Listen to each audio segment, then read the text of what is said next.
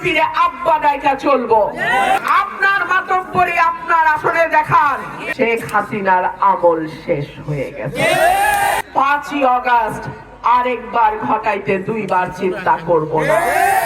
Automatically এলাকার মানুষ শান্তিতে থাকে, নিরাপদে থাকে।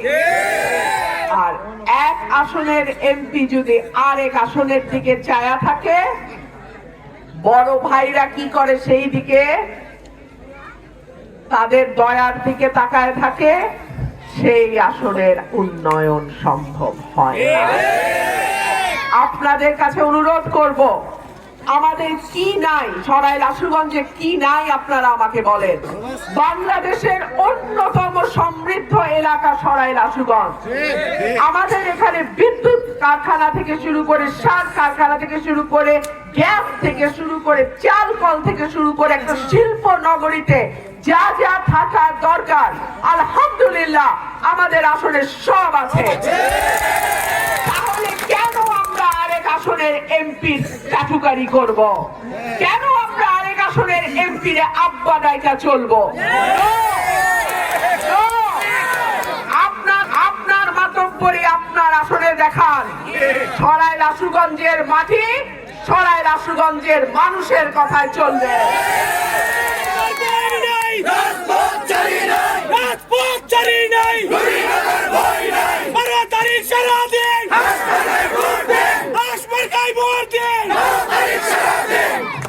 আরেকটা কথা বলি, ব্রাহ্মণবাড়িয়ায় ঢোকার রাস্তা কিন্তু এইটাই।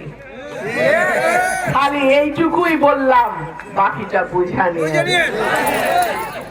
আর প্রিয় ভাইরা আমার, কেউ যদি কোন রকম ভয় ভীতি দেখায়, স্পষ্ট ভাবে বলবেন শেখ হাসিনার আমল শেষ হয়ে গেছে।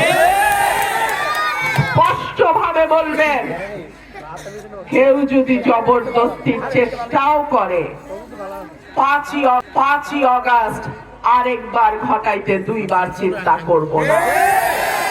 স্পষ্ট ভাবে বলবেন আমার ভোট আমি দেব, দেখে শুনে বুঝে দেব, কারো কথায় কোনো ভোট কাউকে দেবেন না। প্রিয় ভাইরা আমার, আমি আমার বক্তব্য আর লম্বা করব না। আপনাদের দোয়া, সাহস, সহযোগিতা